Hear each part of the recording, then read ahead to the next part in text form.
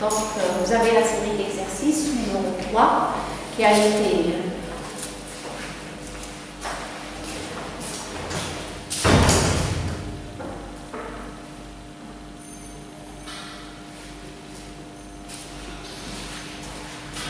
la série numéro 3 a été consacrée aux amplificateurs opérationnels à leur montage, car on les retrouve beaucoup dans les étages de conditionnement des capteurs.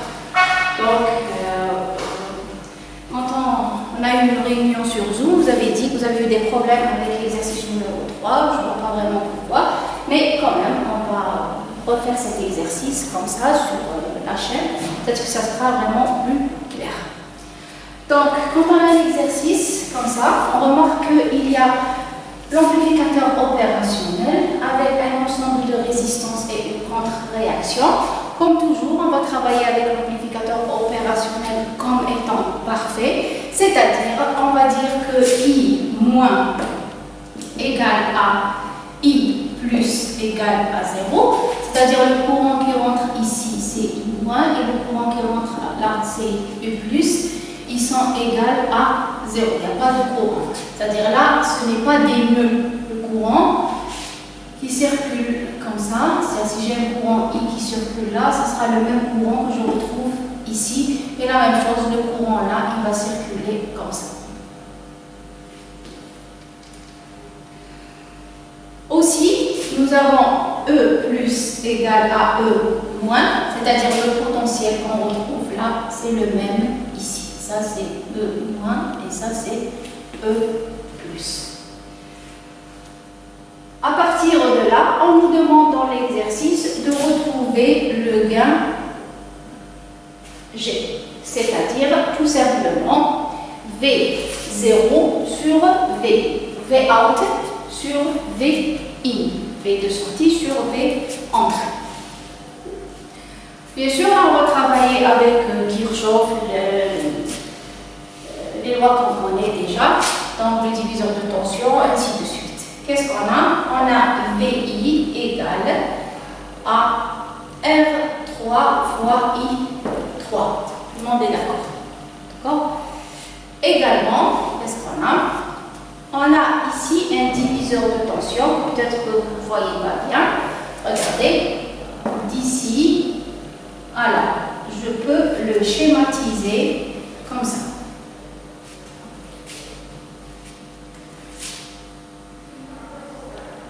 V out, elle part entre deux points, qui sont ce point-là et bien sûr la masse. Parce que si je veux dessiner ce V out, ça sera entre la masse, là, le point de la masse. Entre ces éléments-là, qu'est-ce que je retrouve? Je retrouve les deux résistances qui sont R2, je pars d'ici, je retrouve R2. Par la suite, je retrouve la deuxième résistance R1 et je reviens vers la masse. D'accord? Je pense que là, vous voyez le diviseur de tension. Bien sûr, je garde mon courant I qui va de ce point vers la masse. Donc, ce point, c'est celui-là, comme ça. Et là, c'est la masse. Là, je commence à voir mon diviseur de tension. Comme ça, si je dis que ce VR1, la tension au bord de R1, c'est là vraiment je vois le diviseur de tension. Donc VR1, elle est égale à V0, qui est la tension complète, multipliée par R1, divisé par R total, qui est R1 plus R2. Voilà le diviseur de tension. D'accord? Ici, qu'est-ce que je me dis? Je me dis, mais moi, je veux trouver une relation entre VI et V0. Je vais exploiter ça. E plus égale à E moins. E plus égale à E moins. VI, il est là. Et il est là. C'est-à-dire ce VR1, c'est tout simplement VI. Parce que VR1, je le retrouve entre la masse et ce point. Et VR1, plutôt VI la masse et le même point. Celui-là, celui-là, celui-là, celui-là. Donc ça, ce point et ce point ont le même potentiel. Donc je peux tout simplement écrire que, au lieu de mettre VR1, je peux dire que VR1, il est égal à Vin, à cause de ça. Comme ça. Et je remplace ici, je vais mettre VI égale à V0, R1 sur R1 plus R2. Continue par là. Là, je suis à l'aise parce que je retrouve V0 et VI. On me demande le gain. Donc, le gain, c'est quoi? C'est V0 sur VI. D'accord? Et là, ça me donne, je ramène ici, ça me donne R1 plus R2 sur 1. D'accord? Donc, le gain, ça sera R1 sur R1, c'est 1, plus R2 sur 1. Voilà, j'ai terminé. Il me reste une petite application numérique. Vous avez sur la série les valeurs et vous pouvez faire l'application numérique en remplaçant R2 et R1 par leurs valeurs respectives et trouver la valeur du gain. D'accord? Comme toujours, dans les exercices, on essaye de faire une petite discussion. Il y a quelqu'un qui dit, Madame, on ne voit pas R3 ici dans le gain. Quelle est la valeur, le rôle de R3? Pourquoi elle est là? Je vous pose cette question. Pourquoi la résistance R3 elle est là? Quand vous regardez dans l'exercice, vous allez trouver qu'elle a une valeur de 100 kOhm. D'accord? Si vous comparez cet exercice 3 avec l'exercice 1, où on n'a pas cette résistance-là, ou d'autres exercices où cette résistance-là, elle est égale à 0, donc on essaie de tirer des conclusions. Donc je vous laisse cette question-là. Quel est le rôle de R3? Pourquoi elle est là? Peut-on l'enlever? Peut-on la mettre égale à l'infini? Toutes ces questions-là. Bon, maintenant, on passe à un autre exercice que vous avez trouvé difficile.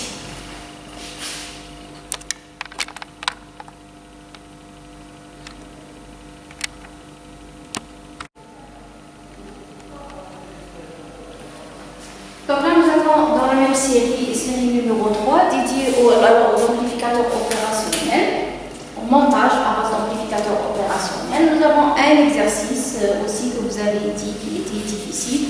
Pour celui-là, je suis un peu d'accord, oui. On va essayer de le détailler. Donc, toujours la question, elle est calculer le gain G. Bien sûr, on peut trouver d'autres questions. Enfin, calculer le gain, mais là, vous avez choisi les deux exercices qui demandent de calculer le gain. Bien sûr, le gain, ça sera toujours V0, Vout sur Vin. Mais là, c'est un peu compliqué dans le sens où nous avons plusieurs mailles, plusieurs courants. Donc, toujours est-il de travailler avec I plus égale à I moins égale à 0, c'est-à-dire que ça, c'est pas un nœud, parce que le courant I moins, il est égal à 0, et là, le courant I plus, il est égal à 0. Aussi, on a E plus égale à E moins, d'accord? E plus égale à E moins, mais ça veut dire que Vin, je le retrouve ici, c'est-à-dire je le retrouve là. Ah, j'ai écrit ça, ça m'a permis d'écrire VI ici. D'accord? Seulement, il me reste des nœuds. Donc, si je note le courant qui traverse la résistance R3 I1, je me retrouve ici dans un nœud qui va me donner I2 et I3. Bien sûr, le courant I2 va traverser la résistance R2 et la résistance R1, car ça, ce n'est pas un nœud. Voilà, normalement, j'ai tracé les courants. Maintenant, qu'est-ce que je veux? Je veux trouver une relation toujours dans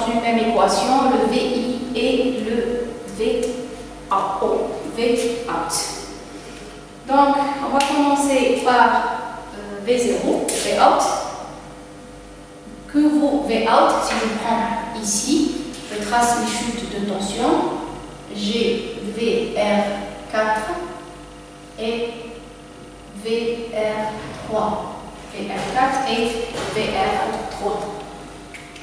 Donc, V0, ça se voit que c'est VR4 plus VR3, soit V0 égale A.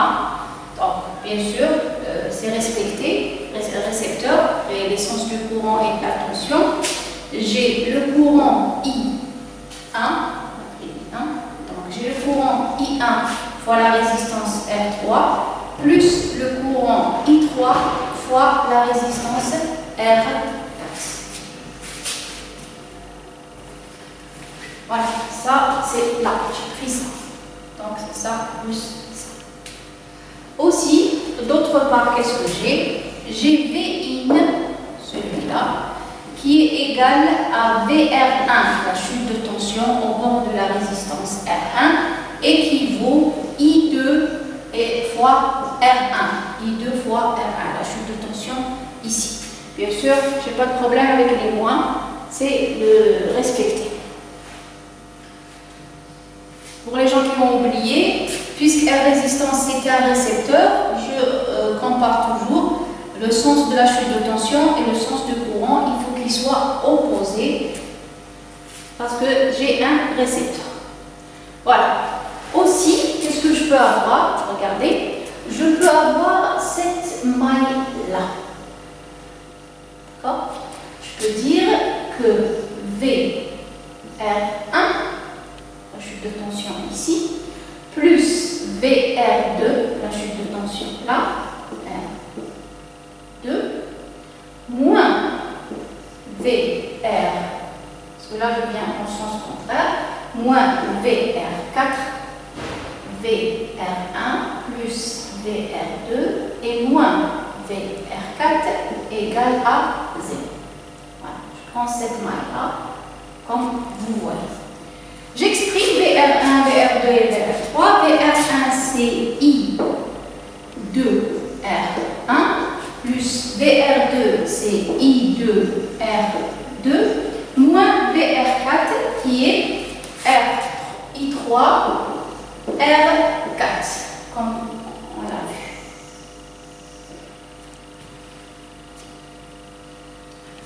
Aussi, j'ai une autre équation.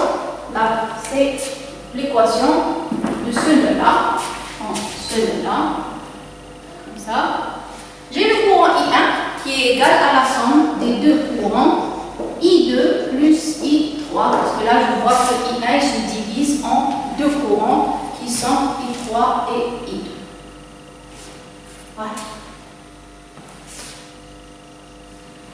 Ça c'est l'ensemble d'équations que je vais utiliser avec un objectif, lequel retrouver dans une même équation Vout et Vin.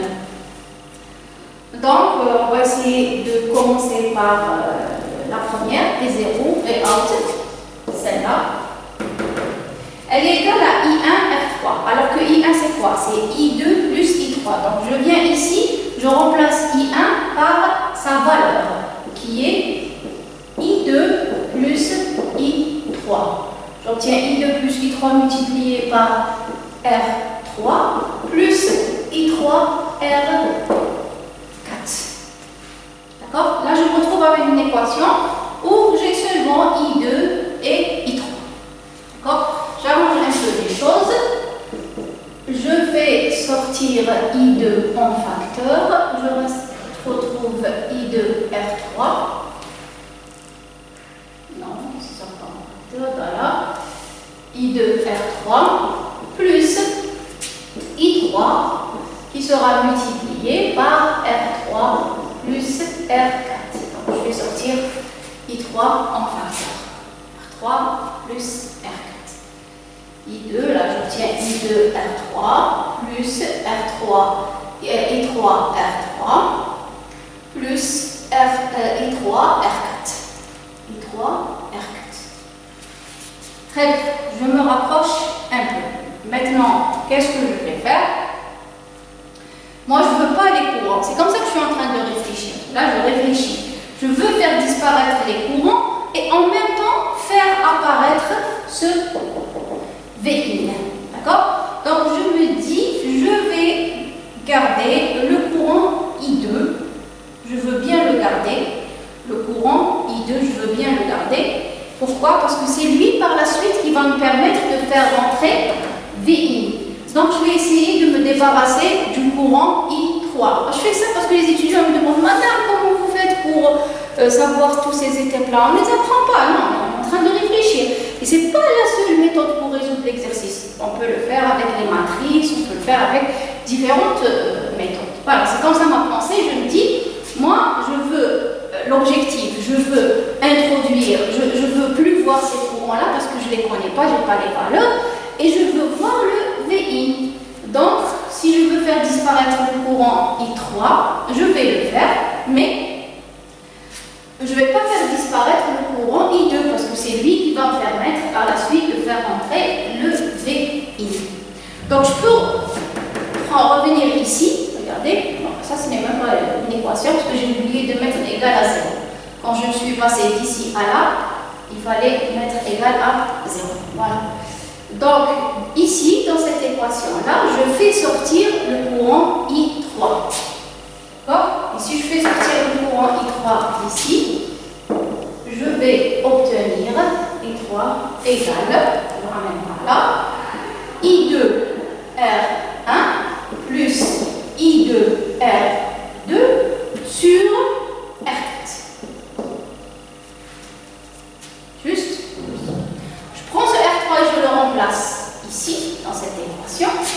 J'obtiens V out égale à, au lieu d'avoir, c'est I, je garde I2 R3, plus, au lieu d'avoir I3, j'ai I2 R1 plus I2 R2 sur R4 multiplié par R3 plus R4. Ça devient un peu compliqué, je perds papier parce que vraiment j'aboutis, j'arrive à mon objectif. Pourquoi je dis j'arrive à mon objectif? Parce que je vois une équation là, il y a seulement I2 et voilà I2, je vais le remplacer, je vais tirer d'ici et I2 ça sera VI sur R1. Voilà, V0 égale à I2 multiplié par tout donc R3 plus R1 plus R2 sur R4. On ne se trompe pas, comme ça, quand